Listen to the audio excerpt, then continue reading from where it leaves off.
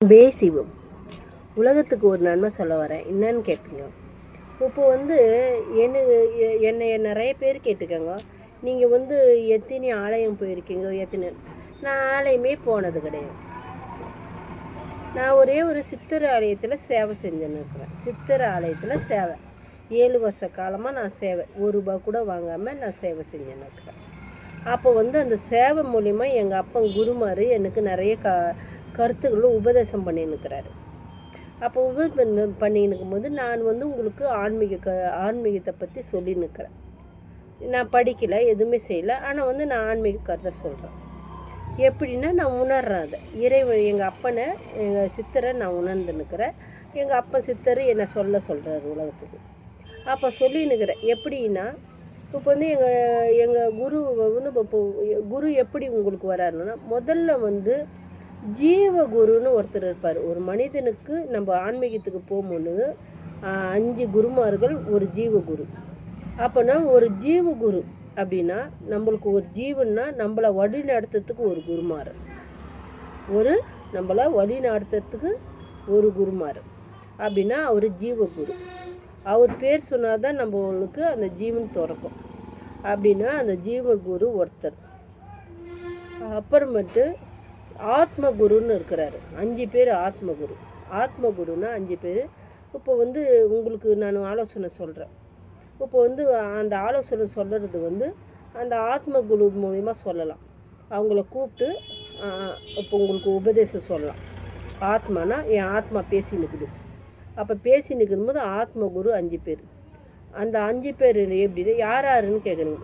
அந்த ஜீவகுருன்னா நான் இப்போ சேவை செஞ்சுருக்கிற ஜீவகுரு. அப்போ அவர் பேர் எங்கள் ஆலயத்து பேர் எங்கள் அப்பா பேர் கங்காதீஸ்வரர், எங்கள் அம்மா பேர் திருப்புர சுந்தரி, எங்கள் குரு பேர் கங்காதீஸ்வரர், கங்காதரன். அப்போ இந்த இப்படி இருக்குது அந்த 3 பேர். இப்போ 5 சித்தர் பேர். முதல் சித்தர், எனக்கு சித்தருனாலும் எங்கள் குருமார் தான் வருவார். முதல் சித்தர் கங்காதீஸ்வரர், 2வது சித்தர் கண்ணப்பன் சித்தர், மூணாவது சித்தர் கோபால சித்தர், 4வது சித்தர் சிங்கப்பூர் சித்தர், 5வது சித்தர் கல்கட்டி சித்தர். அப்போ இவ்வளோ 5 சித்தர்கள் இந்த ஆத்ம குருக்கு சொந்தக்காரர்.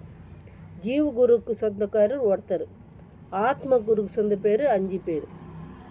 இப்போ நான் உலகத்துக்கு நிறைய சித்தர்கள் வருவாங்க போவாங்க. குழந்தைகிட்ட கூட நான் ஒரு இதுவை கற்றுக்கலாம். அவங்களும் எனக்கு ஒரு குருமார்கள். உலக சிந்தியத்தில் 1000 லட்சக்கணக்க குருமார்கள் இருக்காங்க. குழந்தைகிட்டையும் கற்றுக்கலாம், யாருக்கிட்ட வேணாலும் நாங்கள் கற்றுக்கலாம். அப்போ எல்லாரும் குருமார்கள் தான். அவங்கவுங்க வார்த்தையில் ஒரு வார்த்தைகள் வேறுபடும். அப்போ வேறுபடும் போது அந்த வார்த்தைகளை நாங்கள் நல்ல வார்த்தைகளை எடுப்போம்.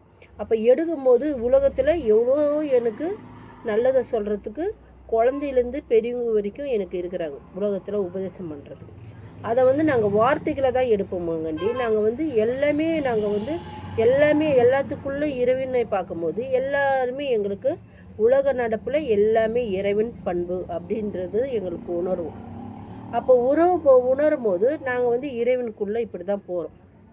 இதை எங்களுக்குள்ளே தான் நாங்கள் இறைவனை உணரமாண்டி. நாங்கள் இறைவனை ஆலயம் போய் உணர வேண்டிய அவசியம் எங்களுக்கு கிடையாது. அதை சொன்னோம்னா ஒரு மனிதன் உங்களுக்குள்ளே இறைவனை பார்க்கும்போது இறைவனை அடைந்து விட்டார் அப்படி சொல்லுவாங்க. ஒருத்தன் சாதனையில் ஆடும்போது அவன் உச்ச நிலையில் அடையிறதுக்கு சாதனை புரியறதுக்கு சிந்தனை மூலயமா போவார். அப்போ சிந்தனைனா உச்சக்கலையில் ஒரு பெரிய சாதனையாளர் ஆகிட்டார் அப்படின்னு சொல்லுவாங்க. அதே மாதிரி தான் ஆன்மீகமும் இருக்குது, உலக சாதனையும் இருக்குது. ரெண்டுமே இருக்குது, இல்லைன்னு சொல்லக்கூடாது. ஆன்மீகம் இல்லைன்னு சொல்லக்கூடாது, இருக்குது. அதை ஒரு பக்குவ நிலையில் யூஸ் பண்ணணும். எதனாலும் செய்யலான்ற. இப்போ ஒரு சாதனையாளர் எவ்வளோ பக்குவமாக நகட்டின்னு போகிறார காயை, அதே மாதிரி தான் இது ஆன்மீகம் பக்குவமாக தான் போக முடியும். தடன்னு உருட்டினா அது ஆன்மீகம் கிடையாது. புரியுதுங்களா? அதே மாதிரி தடன்னு உருட்டினா அது சாதனையாளர் கிடையாது. இதுதான் வாழ்க்கையே. இதுதான் ஆண்டவன் சொல்கிறது பொறுமையாக. அதான் என்னென்னா பொறுத்துவன் பூமி ஆழ்வான்னு சொல்லுவார். பொறுத்துவன் பூமி ஆழ்வான். அதே மாதிரி அதுக்கு தான் அர்த்தங்கள் அதிகமாக அந்த காலத்தில் சொல்லி வச்சுருக்காங்க. அர்த்தங்களை இதை வந்து சொல்லி வச்சுருக்காங்க. அவங்க உணர்ந்தவங்க தான் அர்த்தம் சொல்லி வச்சுருக்காங்க. அதை வந்து நம்ம வந்து நல்லதாக எடுத்துக்கணும். கெட்டதை வந்து அது வந்து கெட்டதை உணர்ந்ததுனால தான் அந்த நல்லது வெளியே வருது. இப்போ வந்து நான் அடிச்சிருக்கேன், இப்போ ஒருத்தர் அடிக்கிறேன்னா வலிக்குதுன்னு, அப்போ வலிக்குதுன்னா இந்த வலியை நான் உணர்ந்தேன். அப்போ அடுத்த அடிக்கும் போது ஏம்மா வலிக்கும், பயங்கரமாக வலிக்கும், நீ வந்து உஷாராக இருந்துக்கோ அப்படின்னு நம்ம உஷார்படுத்துகிறோம். அப்போ வந்து நம்ம வலியை உணர்ந்துருக்கோம், அதனால அந்த பையனை உஷார்படுத்துகிறோம். அதுக்கு தான் அப்போ வந்து நிறைய வலிங்களை உணர்ந்து அவங்க நன்மையை வெளியே சொல்லியிருக்காங்க. நம்ம நன்மையை எடுத்துக்கணுமே தவிர கெடுதலை எடுத்துக்கூடாது. ஒரு வலியை உணர்ந்தாதான் நன்மை வெளிப்படும். புரியுதுங்களா? அவங்க வலியை அவங்க உடலையே அதுக்கு கொடுத்துட்டு உங்களுக்கு நன்மை சொல்லியிருக்காங்க. இதைத்தான் எடுத்துக்கணும். ஆன்மீகம்னா அவங்கள வருத்தின்னு உங்களுக்கு நல்லது சொல்லியிருக்காங்க. இப்போ ஒருத்தர் வந்து சாதனையாளர்னா அவரை வருத்தின்னு உங்களுக்கு ஒரு நல்ல பொருளை கொடுத்துருக்காரு கையில். சாதனையாளர் பண்ணியிருக்காருன்னா அவர் அந்த சாதனை பண்ணுறதுக்கோசமே அவர் வாழ்க்கையே அதில் போயிட்டுருக்கும். அப்போ போயிட்டுருக்கும் போது தான் உங்களுக்கு ஒரு பொருள் வருது. அதே மாதிரி தான் ஆன்மீக சிந்தனையில் இருக்கிறவங்களும் அவங்கள வருத்தின்னு இருப்பாங்க. வருத்தின்னு அந்த ஆன்மீகத்துக்கோசமே அவங்கள நாசப்படுத்திக்கின்னு, அவங்க உடலையே நாசப்படுத்திக்கின்னு, அவங்க உள்ளத்தை நாசம் பண்ணிக்கின்னு அதெல்லாம் பண்ணும் போது அவங்க வந்து ஜீவ ஒளியாவோ இல்லை ஜீவ ஆத்மாவை உலகத்துக்கு நன்மதியை நிறைய சொல்லியிருப்பாங்க. இப்போ இருக்கிற நான் ஆன்மீகவாதியெல்லாம் சொல்ல மாட்டேன். நான் இப்போ இருக்கிற ஆன்மீகவாதிக்கு பணமே விருந்துன்றாங்க. பணம் தான் நீ வா என்கிட்ட, இல்லை பணம் இல்லைன்னா வராத. அப்போல்லாம் அன்பே விருந்து. அப்போ இருக்கிற இது வந்து அன்பு விருந்து, இப்போ பணம் விருந்து.